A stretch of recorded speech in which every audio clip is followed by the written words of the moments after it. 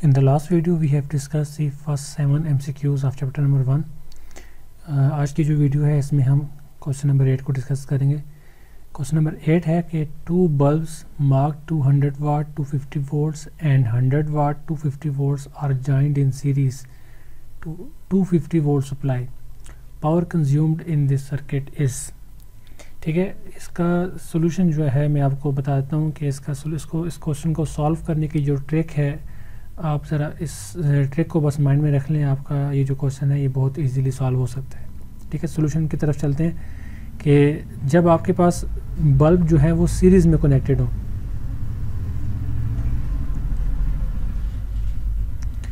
ठीक है, 2 bulbs 3 bulbs और 4 bulb, तो जब आपके बल्ब जो है वो सीरीज़ में कनेक्टेड हो तो आपको जब पावर फाइंड करनी हो तो पावर फाइंड करने के लिए आप क्या कर सकते हैं कि वो जो बल्ब आपके कनेक्टेड हैं उनकी जो पावर है, इंडिविजुअल जो पावर है, उनको आप just like a resistors in parallel जो है उनको ट्रीट करें।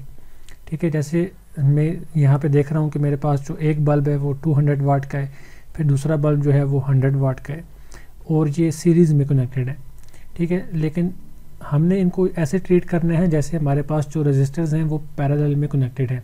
सो 2 रजिस्टर आपके पास जो पैरेलल में कनेक्टेड होते हैं उनको सॉल्व करने का जो तरीका होता है वो ये होता है कि आप R1 R2 divided by R1 plus R2 कर लेते हैं, प्रोडक्ट्स डिवाइडेड बाई सम। ठीक है, आप ऐसे करते हैं। सो इस तरह आप यहाँ पे जो टेक्निक है वो यही है कि आपने क्या करना है, आपने पावर को इस तरह से मल्टीप्लाई और डिवाइड बाई सम कर देना है। So P1 into P2 divided by P1 plus P2। P1 is 200 watt, P2 is 100 watt. So इन दोनों को आप सॉल्व करें। 200 into 100 divide by 200 plus 100 66.6 watt आता है। इसको मैं कैलकुलेटर से भी एक दफ़ा आपको करके दिखा देता हूँ कि आपके पास कितने हैं। 200 वाट पहला है P1 और P2 आपके पास जो है वो 100 वाट है। फिर उसके बाद 200 प्लस 100 66.6। ठीक है, सो 66.6 को हम राउंड ऑफ करके 67 कह सकते हैं। So option number B is our correct answer. Ampere second could be the unit of. Ampere second हमारी किसकी यूनिट हो सकती है? सो पावर की यूनिट हमें पता है कि वाट होती है और वाट हमारे पास क्या बनते हैं, V इंटू आई। सो V हमारा होता है वोल्ट इंटू एम्पेयर। ठीक है, इसका मतलब है कि पावर वाला ऑप्शन हमारा नहीं है। कंडक्टेंस की अगर हम बात करें तो कंडक्टेंस हमारे पास होती है 1/R के। सो 1 ओम या फिर मोह। ठीक है, तो मोह की जो यूनिट है वो भी एम्पेयर सेकंड नहीं बनती। एनर्जी की अगर हम बात करें तो एनर्जी हमारे पास जो है वो जॉल में होती है, वर्क की फॉर्म में होती है, तो वर्क की भी यूनिट जो है वो यहाँ पे एम्पेयर सेकंड नहीं बनती। चार्ज की अगर हम बात करें तो चार्ज एक ऐसा ऑप्शन हमारे पास बचता है जो इसका एग्जैक्ट आंसर हमें दे सकता है। ठीक है, सो चार्ज हमें पता है Q is equal to I into T.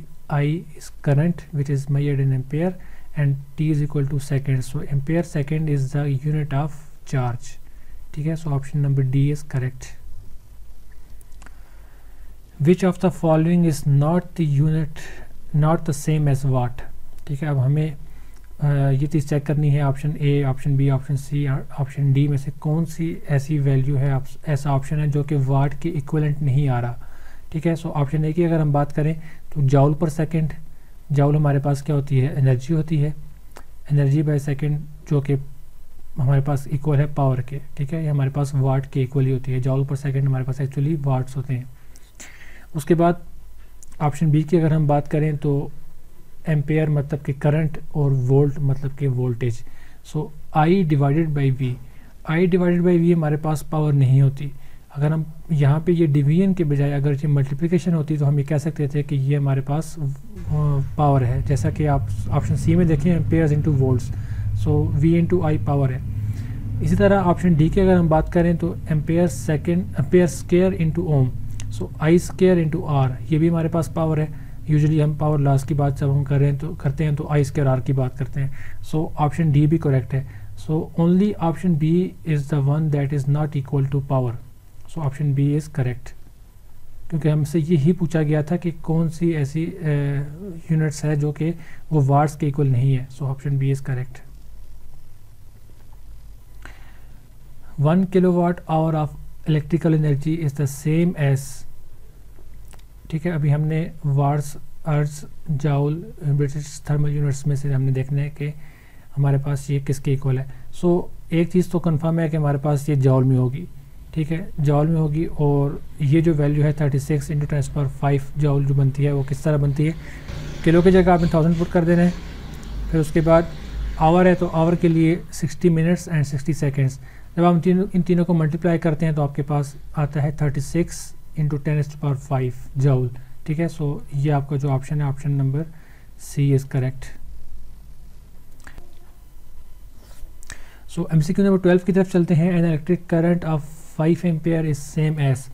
अब हमारे पास जो इलेक्ट्रिक करंट होता है वो एक्चुअली dQ/dt होता है, मतलब कि चेंज इन चार्ज पर टाइम, मतलब कि कूलम पर सेकंड होगा। सो कूलम पर सेकंड का जो ऑप्शन है वो हमारे पास ऑप्शन सी आता है, option C is correct. An electron of mass m kg and having a charge of e coulombs travels from rest through a potential difference of v volt. Its kinetic energy will be, so kinetic energy हमारे पास जो होती है वो यहाँ पे electron volt के equal होगी। तो ऑप्शन ए जो है इसका ठीक है। The value of the following is given by 100 kiloampere into microampere. यहाँ पे एक डिवीजन होगा, divide by 100 milliampere into 10 ampere. So इसको भी हम कैलकुलेटर से भी सॉल्व कर लेते हैं एक दफ़ा, और एक दफ़ा थ्योरेटिकली भी आपको दिखा देता हूँ। कौन कौन सी वैल्यू है, सबसे पहले हमारे पास 100 किलो एम्पेयर। सो 100 किलो के लिए 10⁻³ होता है, into micro ampere, micro mean 1 × 10⁻⁻⁶। उसके बाद यहाँ पे ये डिवीजन है, ठीक है, बुक में आपकी, आप इसको चेक करेंगे कि यहाँ से आपका ये डिवीजन का फॉर्म शुरू होती है। सो डिवीजन में मेरे पास आता है 100 इंटू मिली एम्पेयर, मिली मतलब 10⁻⁻3, और उसके बाद 10 एम्पेयर। सो इंटू 10, ये मेरे पास बना कितना, 0.1। So 0.1 ampere is actually our correct answer. अगर इसको आप विदाउट कैलकुलेटर सॉल्व करेंगे तो विदाउट कैलकुलेटर के लिए आप जो ऊपर वाली टर्म है नोमिनेटर वाली, आप इसको लिखें 100 के लिए 10⁻², फिर उसके बाद किलो है, सो किलो के लिए 10⁻3, फिर उसके बाद माइक्रो है, सो 10⁻⁻⁶। सो बेसिस सेम है तो पावर आपस में क्या हो जाएंगी, ऐड हो जाएंगी। 3 + 2 will give 6, 3 + 2 will give 5, 5 - 6 will give -1। So numerator की वैल्यू हमारे पास कितनी आ गई, -10⁻⁻1। अगर हम डिनोमिनेटर की बात करते हैं तो वहाँ पे हमारे पास आता है 100 मिली। सो 100 के लिए 10⁻² एंड मिली के लिए 10⁻⁻3, और उसके बाद 10 के लिए 10⁻1। सो 2 + 1 3, 3 - 3 will give 0। So 10⁻0 will give 1। So actually हमारा जो कंप्लीट जो आंसर बना है वो क्या बना है, 1/10 या फिर 10⁻⁻1। सो 1/10 या फिर 10⁻⁻1 is actually equal to 0.1 ampere.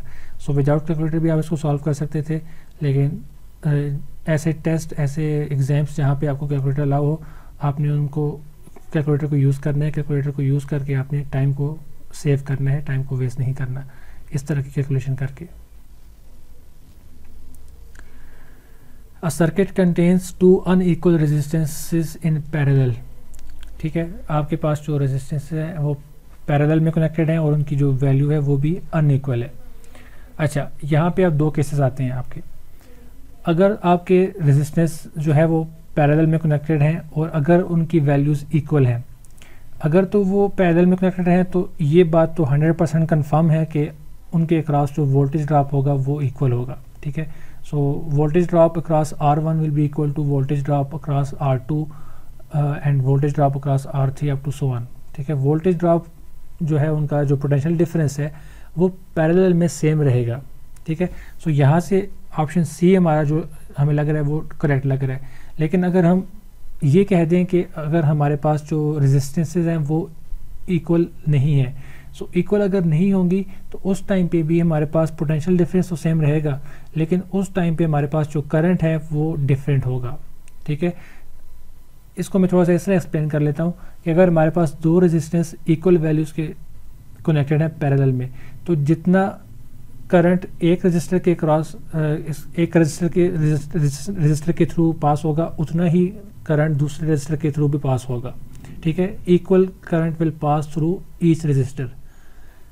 ठीक है, सर्किट का जो करंट आ रहा है वो डिफरेंट चीज़ है, लेकिन दोनों रजिस्टर के थ्रू जो करंट गुजरेगा वो सेम होगा।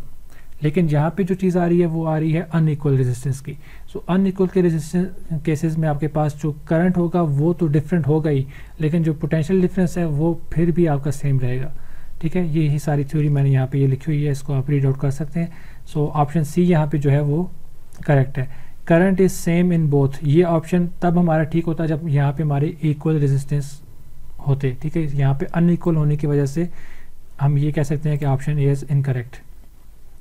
Large current flows in larger resistance, ऐसा तो पॉसिबल हो नहीं सकता कि रेजिस्टर भी लार्जर हो तो करंट भी लार्ज फ्लो करे, ये वायलेट कर रहे हैं हमारे ओम्स लॉ को। ये सी ऑप्शन हमारा करेक्ट है। स्मॉलर रेजिस्टेंस है स्मॉलर कंडक्टेंस, सो ये भी आपस में रेसिप्रोकल हैं, रेजिस्टेंस जो है वो रेसिप्रोकल है कंडक्टेंस के।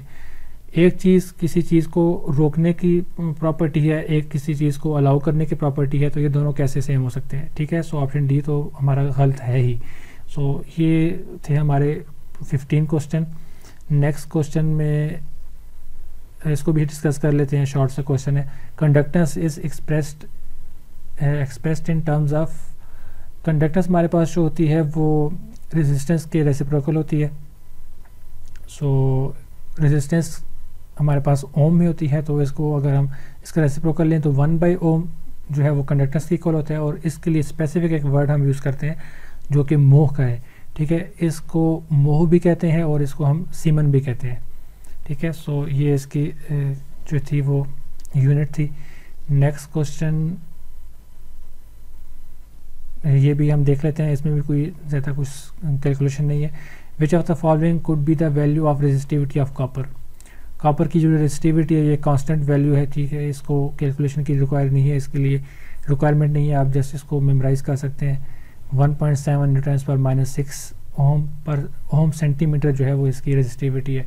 रेजिस्टिविटी मोस्टली जब हम स्पेसिफिक रेजिस्टिविटी की बात करते हैं तो वो ओम सेंटीमीटर में हम उसको एक्सप्रेस करते हैं।